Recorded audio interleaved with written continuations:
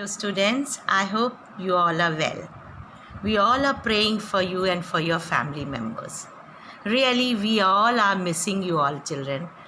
Dear students, we are trying our best to send the videos. I hope you are liking it, you are studying it, and question answers on Saturdays, whatever we are giving, you go on doing in your fair register, because you are the board students and each and everything you have to study.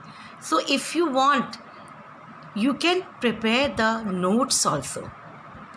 For Hindi medium and for English medium, both I am giving. So you can easily learn, write and complete your work. I hope we will meet you soon. I'm praying for you all. So thank you, student, and stay safe. God bless you all. Hello, students. Last video, we have read the manufacturing industry. In that, we have studied last topic based on their role. Under that, we have studied the basic and key industries and the consumer goods industry. हम लोगों ने मुख्य भूमिका के आधार पे आधारभूत उद्योग और उपभोक्ता उद्योग को पढ़ा था. So today we are going to start the next topic based on investment और कैपिटल. पूंजी के निवेश पर आधारित. आज हम इसको पढ़ेंगे.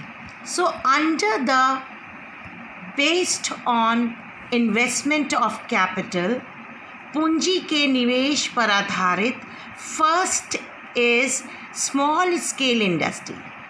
इसके अंतर्गत सबसे पहला स्मॉल स्केल इंडस्ट्री यानी कि लघु उद्योग आता है. These industries are run by individuals where the investment allowed is rupees 1 crore. Few workers are employed and goods produced are mostly for local market. Sometimes specialized products can be sold in national and even international market. Examples: flour and the rice mill, confectionery, stationeries, small electronic items, spare parts, etc.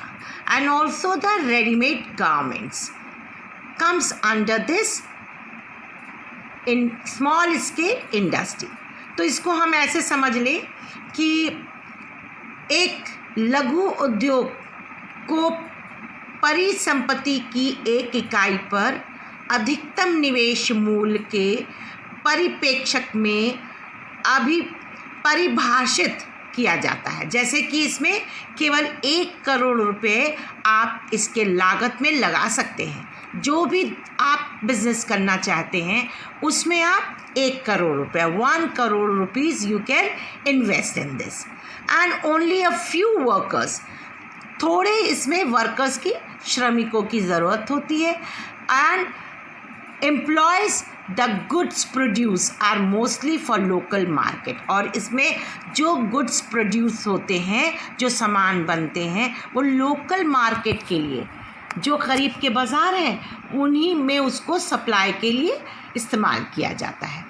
And the some specialised, जो बहुत अच्छे design के और बहुत अच्छे सामान बनाए जाते हैं, that can be that exported और it can be sent to the national and can be sent to the international market.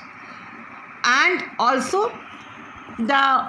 इसको ऐसे भी देख लें, वर्तमान में अधिकतम निवेश 1 करोड़ रुपए तक स्वीकार है. मतलब आप इसमें सिर्फ 1 करोड़ रुपए तक ही इसमें लागत लगा सकते हैं. और उसमें जैसे आटा चक्की, चावल की चक्की, स्टेशनरी, बिजली के सामान, मशीन, इंजन आदि के पुर्जे, मशीनों के पुर्जे, कन्फेक्शनरी, जिसमें कि आप तरह तरह के स्वीट्स बनते हैं, जैसे आप टॉफ़ी और भी चीज़ें ले लें, बिस्किट्स है, बेकरी है, ये सब चीज़ें आती हैं इसमें।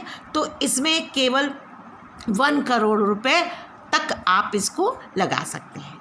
Now the second is large scale industry, बड़े पैमाने पर उद्योग। These industries employ a large number of labour and require a higher capital investment. Example, cotton, textile and automobiles.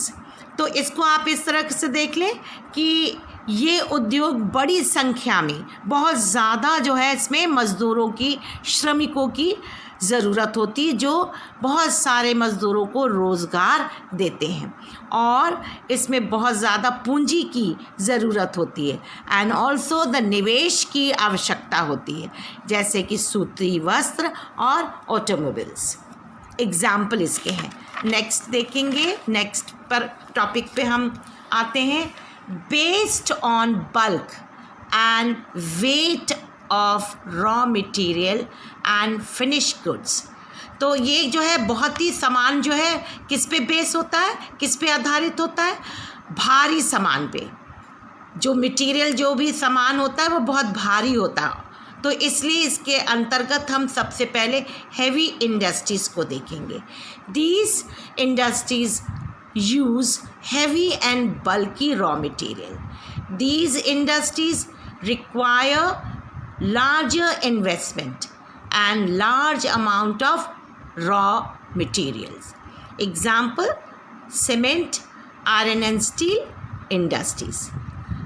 इसको हम हिंदी में देखेंगे, भारी उद्योग। ये उद्योग भारी, जैसे बल्कि, कच्चे माल का उपयोग करते हैं। ऐसे उद्योगों को बड़े निवेश की आवश्यकता होती है, इसमें ज़्यादा पैसे की, ज़्यादा मज़दूरों की, ज़्यादा पूंजी की, तो इसमें ज़रूरत पड़ती है, और कच्चे माल की भी बहुत ज़्यादा इसमें आवश्यकता होती है। और तो उदाहरण के लिए सीमेंट और लोहे इस्पात कारखाने इसमें आते हैं। जैसा कि अभी इसमें आयरन एंड स्टील या लोहे इस्पात की हमने बात की है, तो आप इसी से समझ सकते हैं। जैसे आप सीमेंट का एग्जांपल ले लीजिए कि ये सब जो है, अभी हमने बताया कि ये सब भारी सब उद्योग में आते हैं, भारी सामान है, बल्कि है मटेरियल, हैवी है मटेरियल। तो इसमें आप देख सकते हैं कि इसके एग्जांपल्स भी हैवी हैं, जैसे कि सीमेंट और लोहे और इस्पात और आयरन एंड स्टील बहुत ही भारी है, सारे बनने के बाद इसका प्रोडक्ट होता है, तो that's why it comes under this category. And now the light industry, अब हम आते हैं हल्के उद्योग पर। So these industries use lighter raw materials and produce light weight products. Example, electronic goods, footwear, stationery, leather goods, etc. Such industries require less capital, lesser number of workers, less cost of transportation. तो इसको हम ऐसे देखेंगे, हल्के उद्योग को कम भार वाले कच्चे माल की प्रयोग कर हल्के माल तैयार किए जाते हैं। जैसे कि अभी हमने इसमें आगे इंग्लिश में पढ़ा था कि इसमें हमको बहुत सभी चीज़ों का कम हम इस्तेमाल करते हैं, इसमें वर्कर्स भी, मज़दूर भी कम लगते हैं, पैसा भी कम लगता है। तो इसमें आप देखें कि क्या क्या चीज़ें इसके एग्जाम्पल में हैं, जैसे विद्युत के काम वाले जो विद्युत बनाए जाते हैं वो उद्योग, चमड़े के सामान और साथ में स्टेशनरी, जो ये सारे सामान जो है ये हल्के मटेरियल में आते हैं। इसमें वर्कर्स भी कम होते हैं और कॉस्ट जो ट्रांसपोर्टेशन का भी बहुत, क्योंकि मतलब छोटे छोटे सामान होते हैं। आप स्टेशनरी का सामान देख लीजिए, कॉपी किताब और पेंसिल रबर, तो जो भी चीज़ें हैं वो छोटे छोटे हैं, तो इसको ज़्यादा सा आप ट्रक में या जो भी ट्रांसपोर्टेशन की जो गाड़ियाँ होती हैं उसमें ज़्यादा सामान भरता है, तो जल्दी से ज़्यादा सामान को एक जगह से दूसरी जगह पहुंचाया जा सकता है, तो कॉस्ट कम हो गया। लेस नंबर ऑफ वर्कर्स इसमें इस्तेमाल किए जाते हैं and the capital also come इसमें लगता है। अब हम इसको नेक्स्ट टॉपिक पर आते हैं, एग्रो बेस इंडस्ट्री, कृषि आधारित उद्योग। तो सबसे पहले, अभी तो हमने इसके पहले we have read about the types of that manufacturing industries, अभी हमने टाइप्स पढ़ा।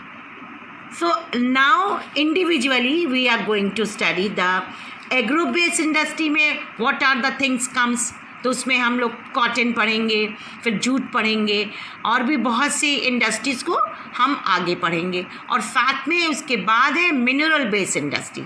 तो मिनरल में आयरन एंड स्टील है, सीमेंट है, ऑटोमोबाइल्स है, बहुत सी इंडस्ट्रीज़। तो वो हम एक एक करके side by side I will explain. So today the next topic I am taking, the agro based industries, like krishi adharit industries utilizing raw material produced by Indian farmers are referred to as agro based industries. It includes cotton, jute, silk, textile, sugar, vegetable oil. तो ऐसे देखेंगे, सूती वस्त्र, पटसन जैसे कि jute, रेशम, ऊनी वस्त्र, चीनी और वनस्पति तेल आदि उद्योग कृषि से प्राप्त कच्चे माल पर आधारित है। This agro base name is, it is dependent on the agriculture. Agro means agriculture and the base mean agro base. So agro base means the industries which are totally dependent on the agriculture. So it is कृषि आधारित, जो कृषि पर आधारित हो वो industries के बारे में। तो सबसे पहले हम टेक्सटाइल इंडस्ट्रीज़ में, टेक्सटाइल मीन्स वस्त्र उद्योग, जो जितने भी कपड़े बनते हैं वो, जैसे ऊनी है, सूती है, रेशम के कपड़े हैं, जूट है, तो ये सारे हम एक एक करके पढ़ेंगे। तो अब आज हम यहीं पर ख़त्म करते हैं अपना टॉपिक, और next we will start the textile industry, under that we will start cotton industry. Thank you students and God bless you all.